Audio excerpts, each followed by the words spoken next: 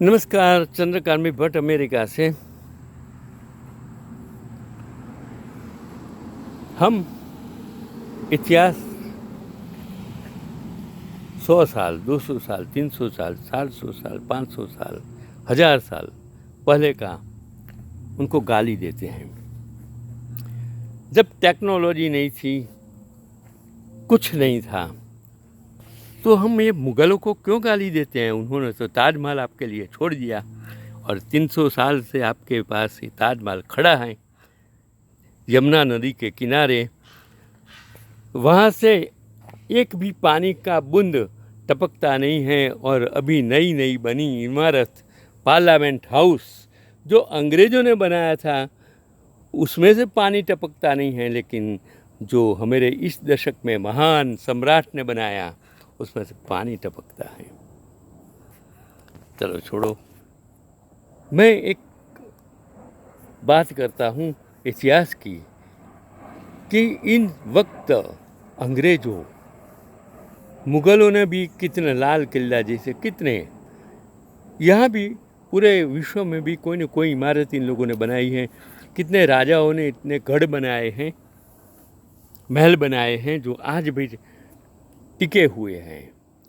और एक पुराना पुल की मैं बात करता हूँ जो मुझे आर्टिकल्स मिला कि इलाहाबाद की खासियत यह है कि यह 3 तरफ से नदियों से घिरा है और इसके तीनों रेल मार्ग अंग्रेज़ों द्वारा लोहे का बनाया हुआ है। अहमदाबाद में एलिस ब्रिज आज भी टिका हुआ है। तो यह तीनों पुल इंजीनियरिंग की शानदार मिसाल हैं और इसमें सबसे पुराना नैनी ब्रिज भारत के सबसे लंबे और सबसे पुराने पुलों में से एक है। यह एक double deck steel truss bridge है जो शहर के दक्षिणी हिस्से में यमुना नदी पर बना है और इलाहाबाद के उपनगरीय नैनी को जोड़ता है। इसके ऊपर डेक पर 2 लेन की रेलवे लाइन है जो नैनी जंक्शन रेलवे स्टेशन को इलाहाबाद जंक्शन रेलवे स्टेशन से जोड़ती है। इसी पर भारत का सबसे व्यस्ततम दिल्ली हावड़ा रेलवे ट्रैक है जिस पर प्रतिदिन सैकड़ों ट्रेन गुजरती है। इस पुल को consulting engineering Alexander meadows renders और उनके पिता जेम्स मीडोज रेंडल द्वारा डिज़ाइन किया गया और ब्रिटिश इंजीनियर मिस्टर सिवली के नेतृत्व में बनाया गया है। यह अपने जन्म से 160 साल बाद भी सफलतापूर्वक खड़ा है और ट्रेन अपनी गति से पार कर जाती है, जबकि निचला डेक 1927 से सड़क के जरिए आवागमन का माध्यम है। 1859 से इस पुल का निर्माण शुरू हुआ था और 15 अगस्त 1865 में इस पर ट्रेनों का आवागमन शुरू हुआ था। 3150 फीट लंबे पुल के निर्माण पर उस दौरान 46,300 रुपये खर्च हुए थे और अभी ये पार्लियामेंट हाउस बना 2200 करोड़ रुपये की लागत से बना। वहाँ पानी टपकता है।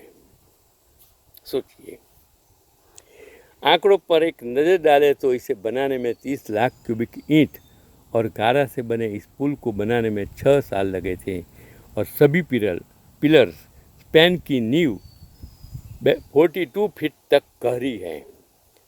42 फीट तक गहरी है नींव उसकी पिलर की और लोहे के 4300 टन गार्डर से बने इस पुल के 17 पिलर स्पैन में से 13 स्पैन 61 मीटर लंबे हैं, अर्थात एक पिलर 200 फीट के हैं और 0 टू स्पैन 12.20 मीटर लंबे हैं और 0.1 स्पैन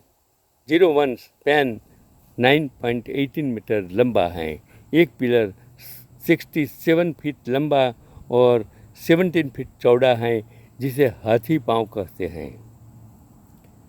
इस पुल के निर्माण से संबंधित कुछ बेहद रोचक तथ्य भी हैं कि 17 पिलर स्पैन पर खड़े पुल के निर्माण के वक्त बहाव काफी तेज था और जल स्तर 9 फीट नीचे कर कुआं खोदा कर राख और पत्थर की फर्श बिछाकर पत्थर की चिनाई की गई थी और जिसका व्यास 52 फीट था।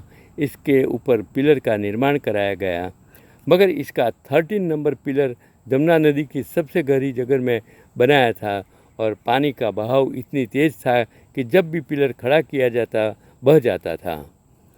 तो यमुना के पानी में तेज बहाव के चलते पिलर नंबर 13 को बनाने में सबसे ज़्यादा परेशानी हो रही थी।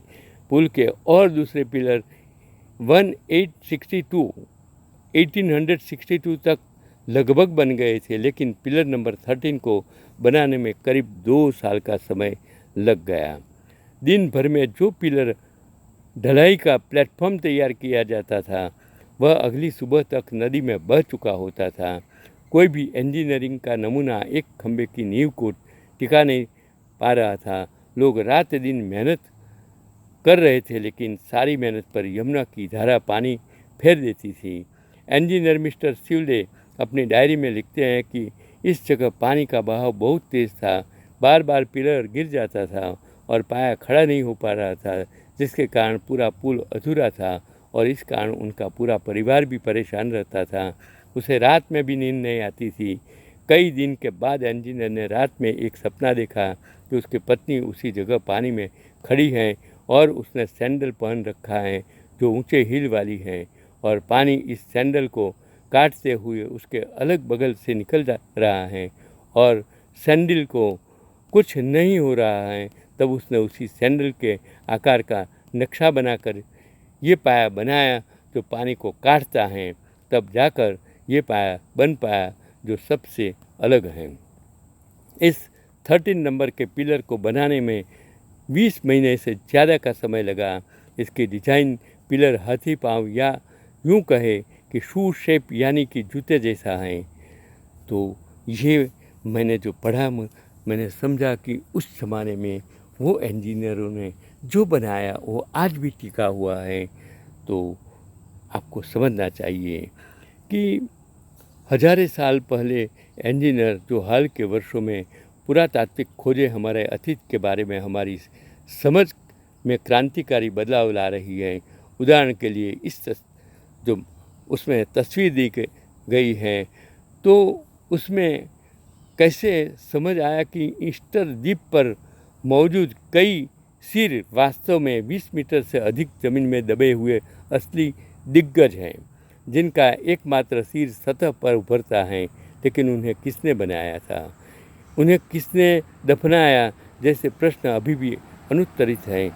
जो मैंने उधर एक पिक्चर देखा, उसमें जो मनुष्य का जैसे आकार का जो बनाया हुआ है और किस तरह उसको दफनाया। लेकिन ये एकमात्र चीज़ें नहीं हैं जिन्हें हमने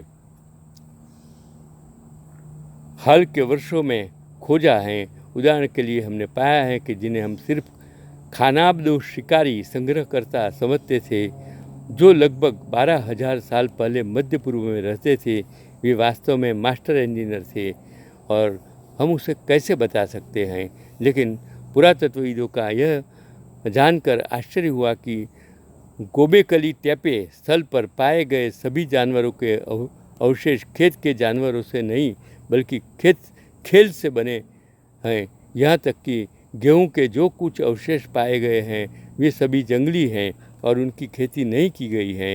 इसका मतलब यह होगा कि अनिवार्य रूप से गोबेकली टेपे के निर्माण के बाद भी इसे बनाने वाले बिल्डर शिकारी संग्रहकर्ता बने रहे और किसान नहीं बने, जैसा कि बाद में शुरुआती ज्ञात शहरों के निवासियों ने किया था।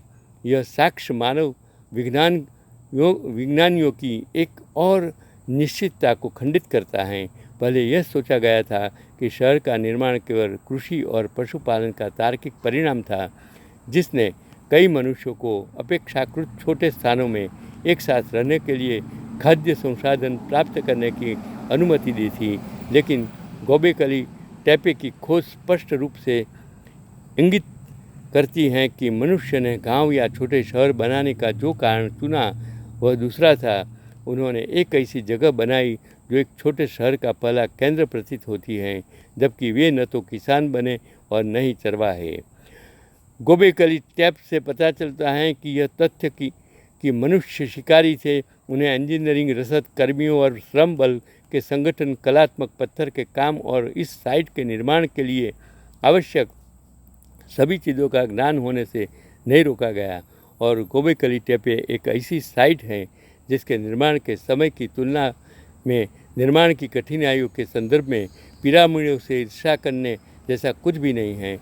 इसलिए जिसने भी इन दीवारों का निर्माण किया होगा उसकी संगठनात्मक संरचना समान रही होगी, और कोई था जिसने योजना बनाई, कोई था जिसने आदेश दिया और अन्य थे जिन्होंने कार्यान्वयन किया। लेकिन ऐसी संरचना का तात्पर्य एक ऐसे समाज से है जो सुमेरियन से कम 6000 वर्ष पहले अस्तित्व में रहा होगा।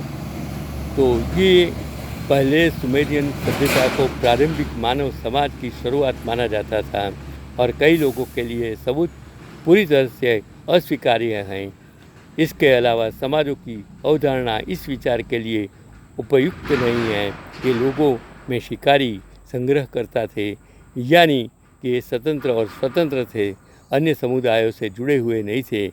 और गोबेकली टेपे दर्शाता है कि सामाजिक संरचनाएं जितना सोचा गया था उससे कहीं अधिक पुरानी है, क्योंकि मानव प्रौद्योगिकी जो खोजी गई है उसके अनुसार 75,000 से 6,000 साल पहले की अवधि में बहुत अधिक अंतर नहीं दिखता है। और सैद्धांतिक रूप से जिन लोगों ने 10,500 ईसा पूर्व में गोबेकली टेपे का निर्माण किया था, सुदूर अतीत में यहाँ तक कि 75,000 साल पहले भी इसे कमोवेशी इसी तरह बनाया जा सकता था। नतीजतन सवाल यह है कि पिछले 75,000 वर्षों में कितने गोबेकली टेप बनाए गए हैं और भूमिगत दबे हुए हैं, और सबसे पुरानी मानव सभ्यता कितनी पुरानी है। और गोबेकली टेपे इन सभी चीज़ों को चकनाचूर कर देता है जिनके बारे में हमने सोचा था कि ये निश्चित काय हैं। तो होमो रिलेटेड पिछले 75,000 वर्षों का छिपा हुआ इतिहास लिखा हुआ है।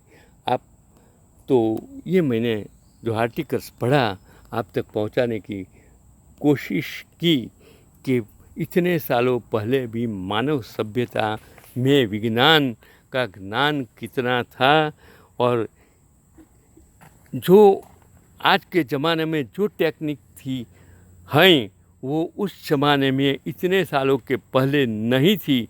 फिर भी इन लोगों ने जो बनाया वो विज्ञान के लिए समझने के लिए बहुत बहुत बहुत वर्ष लग जाएंगे।